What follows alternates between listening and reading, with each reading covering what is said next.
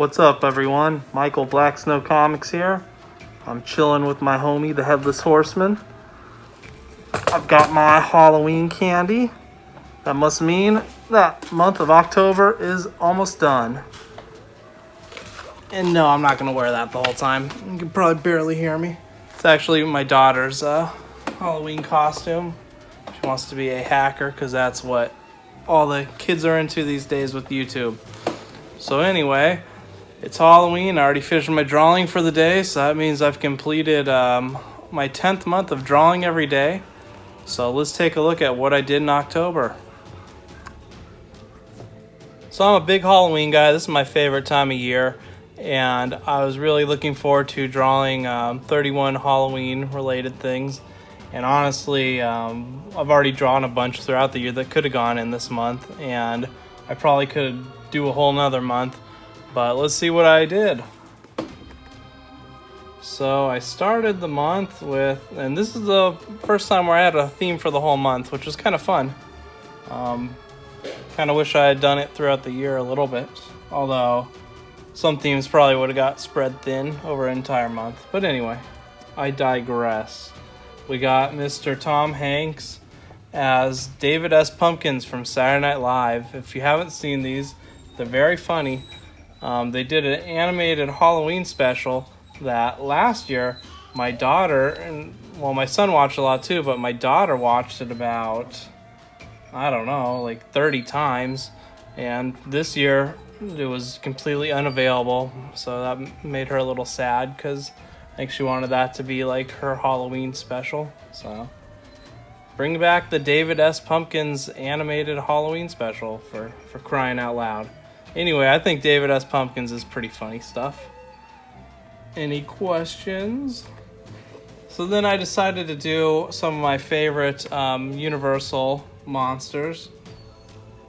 The reason my dog is whining at the gate. What? Come here. What do you want? I better go see what he wants. And I'm back. My dog's not whining at the baby gate anymore. He knows how to jump over, so I don't really know what he wanted. But anyway, Universal monsters. I love the old Universal movies. I'm a big classic movie kind of guy. I did go to school for film, and a big part of what I studied was some of the classics. So I have a pretty deep appreciation for the Universal monsters. So here we've got Bela Lugosi as Dracula, and I wanted to capture one of those ones where he's got that intense stare, but has the weird kind of mood lighting only on his eyes. Kind of a very expressionistic thing to do. Seems like in some of these older movies there wasn't this set prescription for the way everything should be done, so people took a lot more chances and experimented a lot more, tried a lot more things. So stuff like this would have happened more, whereas now you probably wouldn't see so much where there's this kind of weird abstract lighting on someone's eyes. I thought it was kind of a cool effect. Oh, and as always, if you want to see these better than on a tiny part of your screen, go ahead and hop on to blacksnowcomic.com and go to my 2019 Daily Drawing Challenge gallery, where you can see all of them in more detail. Next, we got old Frankenstein's monster, or Frankenstein. No one can really decide. Even Universal themselves pretty much just started calling him Frankenstein at one point. But anyway, Frankenstein's monster, if we want to be that guy, is a really cool design. I love the flat top. All the other Frankensteins, either you're going to imitate this or you're going to try to diverge completely and go for something maybe a little more gory and realistic of a patchwork person. But I love the design, and I kind of like this look. He's one of my favorites. I like the aspect of him not being particularly evil. He just doesn't understand and has issues basically. I like that. And I chose to keep these all black and white to keep them as they appeared in the movies. The Wolfman. Wolfman's probably my favorite. I love this idea. I like werewolves in general, and the Wolfman is a very good one. I love this idea of someone being a monster but not being aware of it at first and not being in control of it, and the monster being separate from them but a part of them at the same time, and how accountable are they. And I like different twists on the whole werewolf thing. I didn't draw. It was on my backup list, but I was almost gonna draw American Werewolf in London and draw that werewolf as well, because that's one of my favorite movies. But instead we got the Wolfman, and the Wolfman's, I like his design a lot too. You don't see a lot that are kind of this mold anymore. They usually take it out a little more with the snout and stuff like that, like the American Werewolf in London. That one's more of like a straight wolf. Like that looks like a fully transformed human to wolf, and this is more of kind of a amalgamation of the two. And I really like the way this one turned out. This is cool. And you might notice with some of these, I played a lot more with the backgrounds and experimented a lot with what Paint Studio or Clip Studio Paint has to offer. Then we got the Mummy. I went back and forth on if I should do Boris Karloff as his more human look that he has throughout most of the movie, or his like straight mummified look, and I decided to go for classic Mummy here. And I really like, I did kind of higher contrast than I do on some of these other ones, and really tried to pop those shadows, make everything else stick out. And I like doing this thing of this white outline.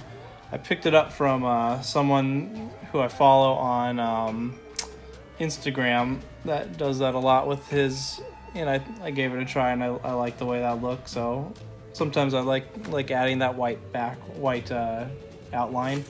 Then we got the Creature from the Black Lagoon. This one I finished very late, I remember, and it took me a while. And this is one this month I think I had more than ever where I was finishing them just before midnight. This is one of them. So now my baby's at the gate, and I gotta go see what she wants. So I'll be back. And I'm back again. My baby's got some graham crackers. Hopefully that keeps her happy for a while. A little graham cracker for me. And the Creature. So I love the Creature design. I think it's pretty awesome. I like variants of it, like Abe Sapien from Hellboy. I haven't seen Creature in the Water yet, but I'd like to see that. I understand it's very good and is based kind of off of this.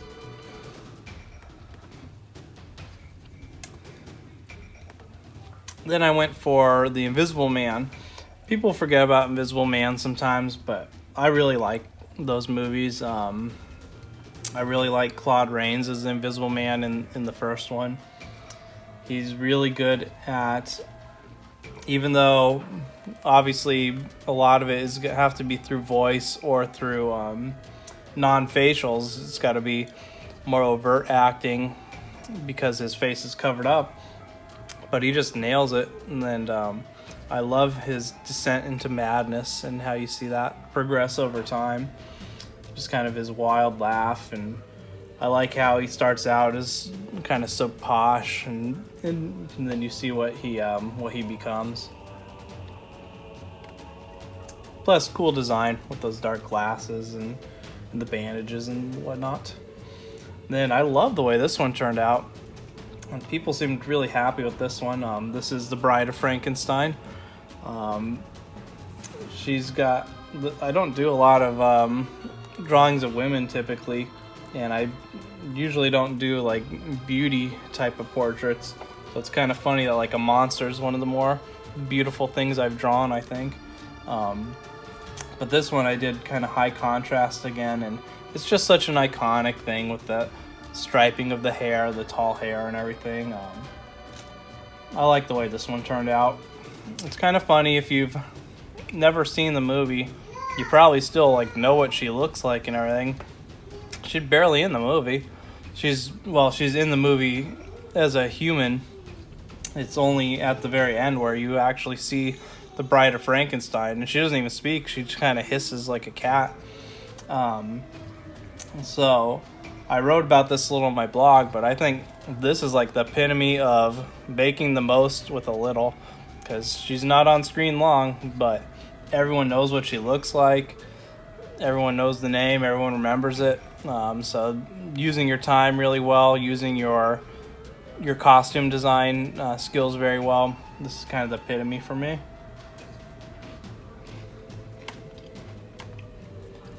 And then I decided, I had a couple other Universal things, but I said, I've done quite a bit already. Let's move on. So I took it even older and went back to Nosferatu.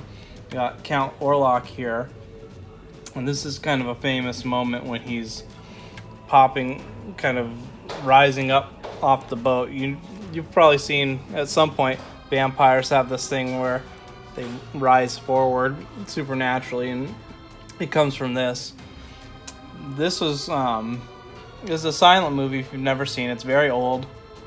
This is kind of the proto-vampire movie. This was the first interpretation of Dracula, and it was done in the German expressionistic style. So it's very experimental. It's very good. It still holds up. If you watch it, it'll probably creep you out.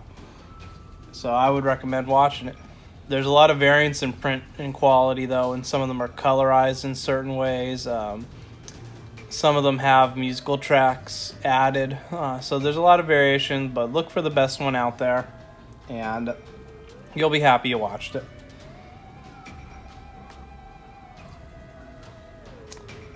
And then I kept it old and black and white. I was really enjoying black and white. If you haven't seen my stuff before or followed me that long, I prefer drawing in black and white. I find black and white and the contrast and playing with contrast and shades of gray, or sometimes just straight black and white. That's usually what my favorite artwork is, and it's my favorite to experiment with. That's why I do my black and white comic. That's why I tend to draw a lot of black and white on these kind of things. I know it's not for everybody, though. Like my kids will say how boring black and white can be, but to me, that's what piques my interest. So anyway, we're jumping forward in time a bit. We've got Norman Bates from Psycho, and I'm a really big Hitchcock fan. That's one of the things I studied a lot at college, and I took a whole course just on Hitchcock, and I'd already had a pretty deep appreciation before that, but that just enhanced it. And Psycho's definitely one of his most famous and one of his best, and a large part of that is because of Anthony Perkins and his amazing performance. There's some sequels to Psycho. I think there's like 4 sequels, and Hitchcock didn't have anything to do with them. I think he wasn't even happy they made them, but Perkins is in, I think, all of them, and he's the only reason that they're watchable. I actually like the second one quite a bit. But yeah, so Anthony Perkins, and I wanted to capture him. This is at the end of the movie when the mother's already taking hold of him in his brain, and he's already now he's finally let loose, and you see how crazy he really is. And he's got that kind of crazy stare right here. And then I wanted to jump forward and do some of the more famous kind of slashers and things. And my son really likes watching slasher stuff with me now. He collects toys of them and everything. He's pretty interested, so I want to do some of that. So I did Chucky here. And this time, all that other stuff we just looked at, I was trying to keep it pretty realistic.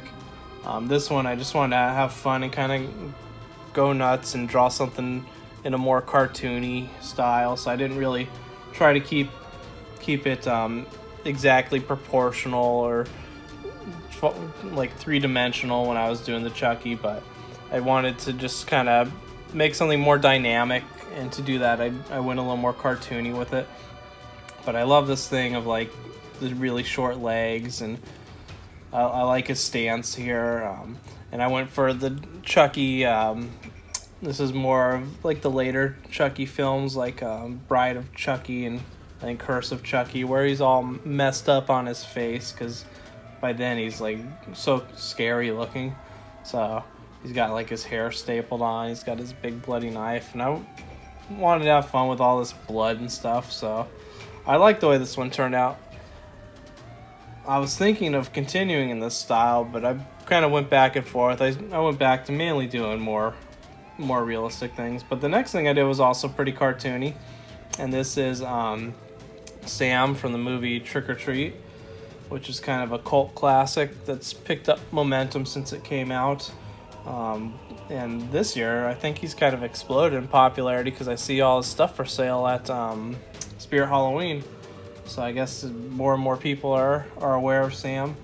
But he's the cute little trick-or-treater that appears throughout the movie.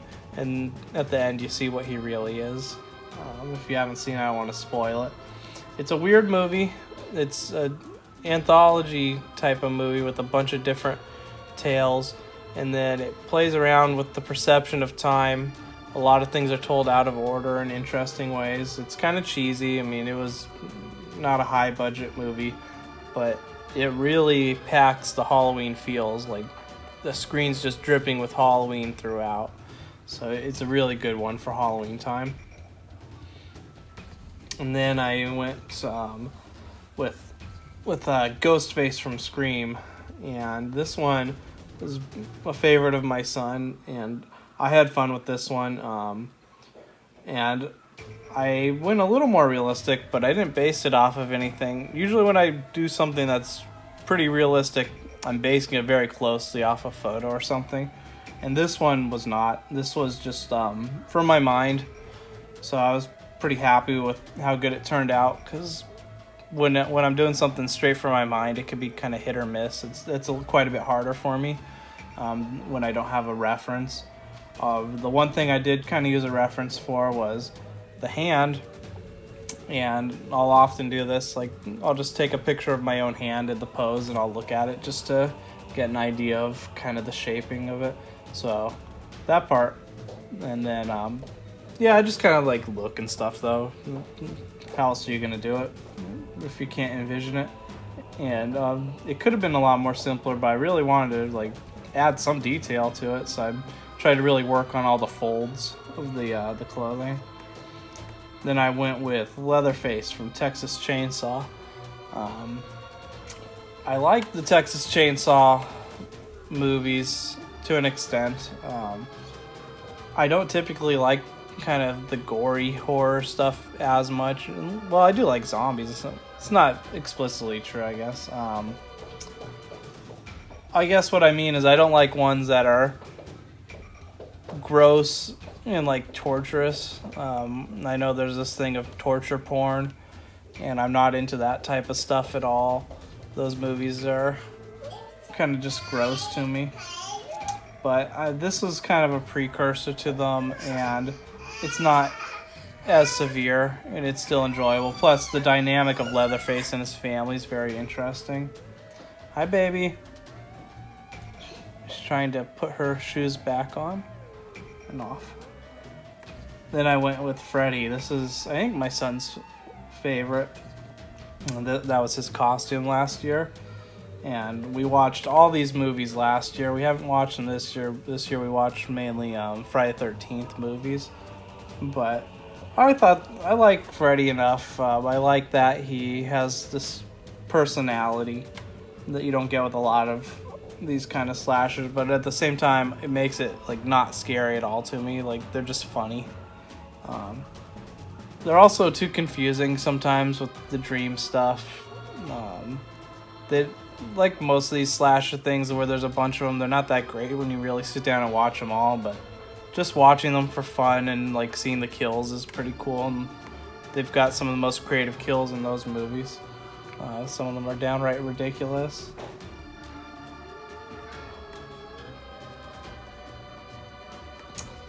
And then, so these are like all the main guys. So then I went with old Michael Myers, and that's my son's costume this year. This is my wife's favorite. She loves Michael Myers. And I always liked on horror movies when a masked person does kind of the head tilt, and Michael Myers kind of perfected it.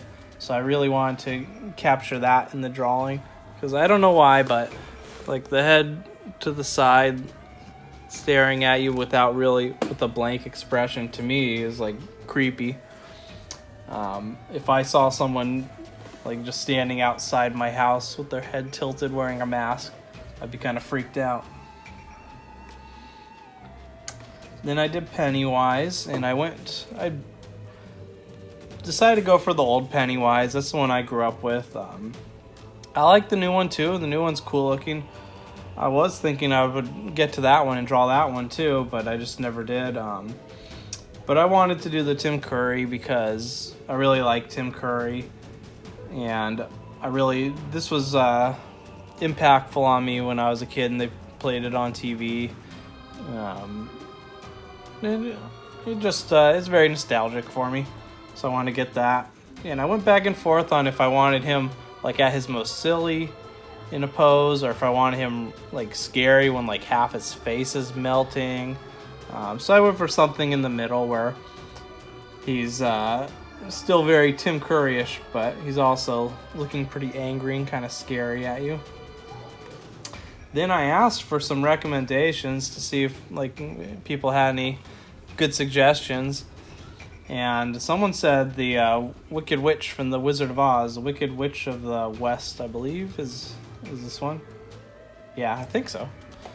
Obviously, I'm not a Wizard of Oz expert, but I do like Wizard of Oz. It's fine. Technically, it's an amazing movie for what they did with the time. Tend to forget how old it is when you watch it, just because some of the stuff they're doing is so advanced. It feels like it came out 20 to 30 years after it really did. But anyway, I had fun drawing this. I thought the witch was a good fit for Halloween. And I threw her little famous quote. When I was looking for the exact quote, make sure I got it right, they had it listed as one of like the top 100 quotes of all time for movies, so memorable.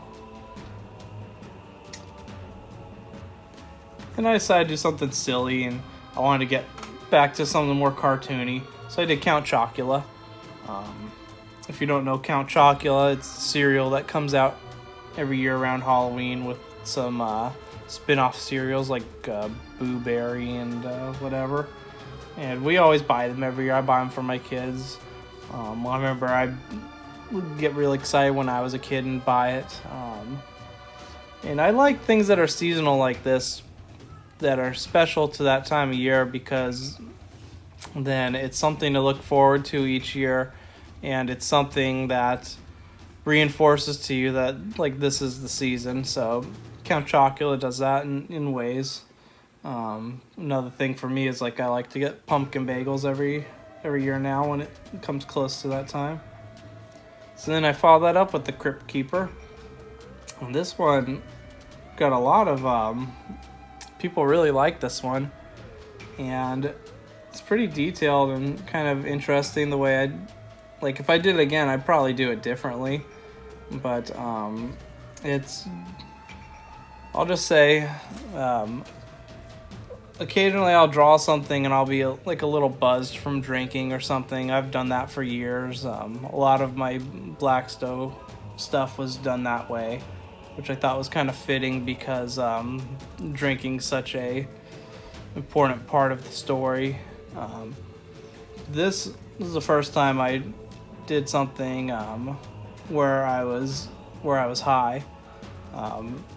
Weed is legal here where I live, and I haven't been using it very long, but I did use it before I drew this, and this was another one that I did very late and made the deadline, and I was kind of curious how I would feel about it the next day when I looked at it with more sober eyes, and I gotta say, I think it looks good. It is kind of I could tell some things that I probably wouldn't have done if I did it again, where it feels a little bit fragmented to me with some of it, but it worked for him because it's got all that detail and the decay. Anyway, I like Tales from the Crypt. I like the Crypt Keeper. I thought it was always funny. I like horror host kind of stuff.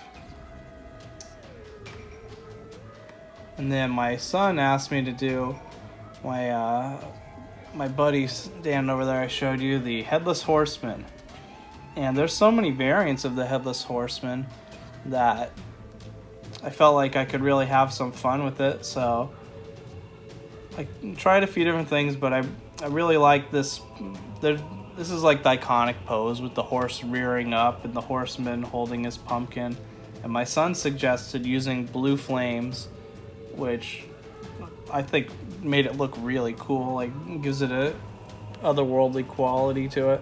And then, like I said, I've been focused more on my backgrounds, and I actually tried like 5 different backgrounds before I decided I was happy with this, where I have kind of this really bright lime green with this tree background on it, and then we got this kind of deep orange around it. I thought those felt pretty Halloween-y, and to me, like, this is kind of the unofficial mascot of Halloween, and I think that it's also like a pretty important part of American culture, just because this is kind of like the first American folk legend. I don't know if, well, I don't know you who's watching it, so I can't say I don't know if you're familiar. Well, I can. Obviously, I don't know if you're familiar with like the original Washington Irving story, but it was done pretty early in when America's infancy, and this was kind of the first thing that kind of spread around. Well, I don't need to. I mean, if you're interested, you could look this stuff up. Then I want to do something fun. I want to do something my baby would like, so I did the Count from Sesame Street. That's her show, is Sesame Street, and she really liked when I showed her this. This is like the 3rd or 4th Muppet I've drawn this year. It's kind of funny. I did Kermit, I did Elmo, I did Oscar. So at least, let's see, so this is at least the 4th. But this was fun to do, and I felt like doing a full body, and the inside of his cape's not actually yellow. It's like a patchwork with a lot of colors, but I didn't want to deal with it, so I just made it yellow. I thought it looked good with the green anyway. I like his coloring. And then I did Rod Serling from The Twilight Zone. And at first I was pretty unhappy with the way it turned out, because I thought I kind of screwed up the face. I mean, I shared it around. I showed it to a lot of people that I know, and then I shared it in a Twilight Zone group that I'm in, and everyone seemed to love it. And I don't know, maybe I'm just harsh on myself. But I still don't think I nailed it, but I think it looks good. And beyond kind of just that face, I think I did a very nice job. And at first I was going to go for a spiral background. I ended up going for stars. I mean, they're both iconic. You can't go wrong either way. The stars makes me think of going on the Tower of Terror and riding through the stars, which is kind of fun. Of course, they got rid of it now at the one at Disneyland, so you got to go to Disney World to do it. Then I got a request for what's the name? The Demon Barber here, Sweeney Todd. That's the man. So Johnny Depp is Sweeney Todd in the Tim Burton musical. I haven't seen this since it came out, I don't think. And I blog about everything each day, so I wrote about this in more detail, but when I saw this, I didn't realize it was a musical, and I was pretty turned off when they started singing. I looked over at my wife and we're like, what are we watching? I don't know, maybe if I watched it now, I'd appreciate it more, but I remember at the time just being like, stop singing, and I didn't particularly like the singing, so. Then I decided to bring it back a little. The Hammer horror films are not something I grew up on. They were already there when I was a kid, obviously, but I didn't know about them. It's only something I've seen as an adult, but I've seen a lot of the Frankenstein series now, and unlike those Universal Frankensteins that we're talking about, this one's a very clear distinction between Dr. Frankenstein and his creations. And the movies focus on Dr. Frankenstein, and each time he's pretty much coming up with some new monsters. So that's kind of a very interesting distinction between the two. So the Doctor's really the star, and Peter Cushing just nails it as the Doctor, where he's got this kind of really regal, almost kind of an uptight air about him, but then you see what he's really like when he's not kind of presenting himself in the way he wants to be seen, and you see just kind of what he really is, and that's pretty cool. And then I decided to follow that up with another Hammer with Christopher Lee as Dracula. I haven't seen as much of this. I've only seen clips and stuff. I've never got to sit down and watch one of these yet, but I'd like to.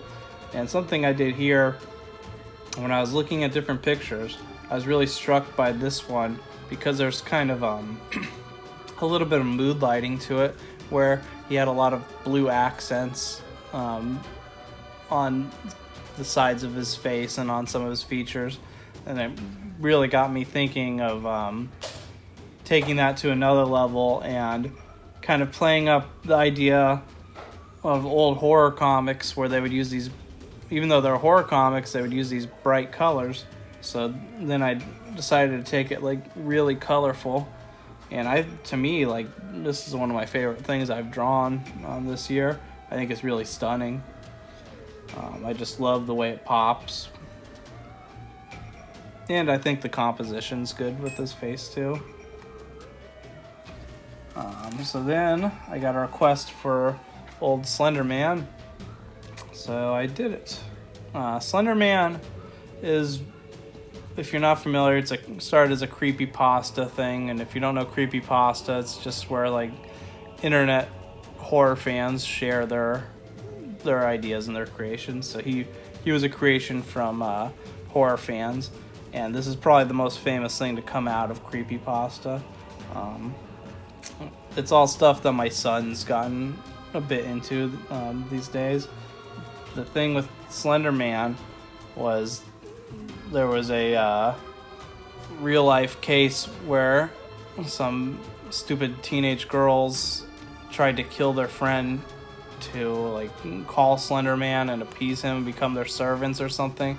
It's all very stupid, but they stabbed their friend in the woods many times, and it became like a pretty high profile case, and then people started freaking out that Slender Man was like a cult and like getting in kids' minds, but I think it's probably pretty overblown and was just these two particular foolish girls.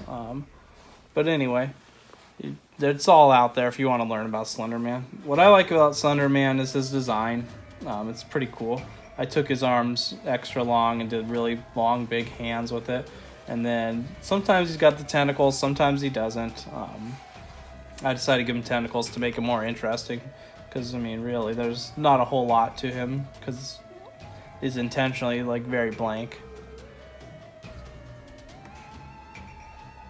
So we're almost done. Now we got a Xenomorph. I tried drawing this earlier a couple times, but I had a hard time picking out exactly how I wanted to do it, so I kind of put it on the back burner. But obviously, eventually I got to it. And the Xenomorphs are interesting because they have such a cool design, but it's also like, while it's iconic in some respects, it's also kind of tricky to pin down exactly what about. I mean, you got like the long head and the tail and stuff, but to actually draw it, there could be like almost no detail to it. So what I decided to do, I found a picture that I liked where it had, again, a lot of kind of mood lighting, where it had variations of blue and white light hitting and creating really interesting reflections on the alien's kind of shiny skin. So that's what I focused my drawing on, and I think it turned out really, really cool. My son says probably one of the best things I've ever drawn. I think it's one of the more realistic things I've drawn, and the thing I noticed this with my son, he tends to compliment the ones where I really work on my shading and things that have reflection to them. So this was kind of like perfect for him. Plus, of course, he loves this, the alien stuff. He collects the toys and stuff. Then I did Luigi's Mansion, which I'm hoping to pick up today if I can, because it's the third one's coming out today for the Switch.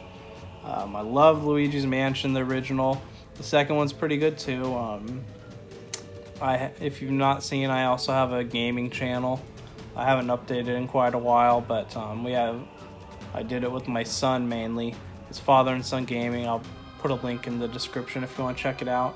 But we had quite a few episodes dedicated to Luigi's Mansion and sharing kind of why we like it so much and some of our stories about it. And I was a little bit obsessed with the game when it first came out, and it's kind of funny to see that happen with my son as he's grown. It got to a point where I would play it, and he would love watching me play it. Then he would request me to play it all the time, to where I was actually getting a little tired of it, because I'd be like, we just played that. You already watched me beat the whole game, but you'd want to see it. And then it was kind of cool to see him grow where he could play it, and then there were parts where he'd still need help with, but now he's at the point where he plays it on his own, no problem. Then I wanted to get something very Halloween-y. I went back and forth on if I wanted this to be for Halloween or not. I'd end up doing it the day before. But Nightmare Before Christmas, I've loved the movie since day one. I was obsessed with it after it came out. I just loved everything about it. When it came out, though, there wasn't much, it wasn't that popular. I don't remember anyone really talking about it. You couldn't find merchandise for it. It was hard to find anything about it, and people weren't making a big deal about it. I remember I would always look at the Disney store if we happened to go there, and I'd look to see if they had anything for Nightmare Before Christmas so I could ask to buy that. And they almost never did. So it's kind of funny, when I was in my late teens, all of a sudden Hot Topic became like the thing. Goth culture kind of exploded, and then everyone embraced the Nightmare Before Christmas, to where now it's kind of like pretty oversaturated, where there's so much Nightmare Before Christmas merchandise and stuff out there, and like it's almost become like you see it and you don't even pay that much attention to it because you've seen it so much. So it's kind of funny. And I went back and forth on a few poses. I like this pose with him on this leaning on the tomb. So I like kind of leaning poses sometimes. I like to work those in when I can, and I think it works well with his kind of crazy, lanky, spindly frame. And then I wanted to frame it with the that pale moon in the background. Okay, baby girl, we got one more drawing to discuss. So this is the one I did today. And this is based off of a particular episode of Pete and Pete called Halloweeny. And if you've never seen Pete and Pete, it was a show in the 90s on Nickelodeon about two brothers. And it was a very weird, kind of surreal show that pushed a lot of boundaries in some ways, and kind of subverted things in interesting ways, but was also just like funny and cool and exciting. So I would highly recommend going back and watching it. I think it holds up really well. And the Halloween episode of it, Halloweeny, that this is based off of, is my favorite Halloween special of any kind. I watch it every year at Halloween. Usually I pair it up with watching the Rocko's Modern Life Halloween special, and my kids seem to love them. Partially it's because I loved them when I saw them as a kid, and there's a lot of nostalgia there for me, but I also think they hold up well. And this in particular, this Pete and Pete episode, I think does the best job of really reveling in that Halloween spirit. Kind of like when I talked about Trick or Treat, pretty much everything in this Pete and Pete episode, the screen is just like dripping with Halloween. Halloween's in your face. The whole theme about it is saving Halloween, but not in like, well, it's about saving or destroying Halloween, but not in the hokey way where like Like we watched The Dog Who Saved Halloween, which apparently is part of a dog who saved all these different holiday series, and that's like the hokiest you could get. But when I was a kid, I was always really wanting to know more about Halloween and feel that Halloween spirit. What does Halloween spirit mean? And to me, nothing has quite captured that as much as this particular episode. So here we've got Pete and Pete wearing their astronaut suits, and we've got the 4 pumpkin eaters' heads surrounding them, and that's all pretty important stuff to the episode. So if you're familiar with it, hopefully this is a cool representation. If you're not familiar with it, go check it out. It's easy to find on the internet. So anyway, that was the month of October. I don't know what I'm going to do for November yet. I have plenty of leftover, like, spooky-ish stuff I could still work on. I know I want to do a couple things for the Day of the Dead coming up here. I've also toyed around with the idea of just drawing more original things for a while, backing off the fan art stuff. I don't know. There's only 2 months left in this challenge. This was day 303, so we've only got, what's that give us, 62 days left. So things are kind of winding down, and well, part of me feels like accomplished and kind of good that I've stuck with it and that I haven't missed any days or anything like that. Part of me is also feeling a little sad because it'll be coming to an end relatively soon. Of course, we've still got those 2 months, so and there's nothing to say I can't do this next year, or like just pick a month where I draw every day or something. At this point, I'm not planning on doing a full year of drawing again every day next year. I've had quite a few people ask me that or think that I should, but I'd probably just focus on a few other things that take longer to draw. Go back and finish my comic book that's been sitting there. I'd like to get my comic strip going again as well, and then maybe do some print type things, art prints that are a little more involved or take a little more time. Like for instance, this one, I think it turned out really well. If I had more time, there's probably some other things I would do with it. So that's my tentative plans for now. And I've rambled on quite a long time here. Thank you for sticking with me. And we'll see what the next 2 months have to offer. I'll check in with you again after November. And until then, I'll catch you later. And happy Halloween.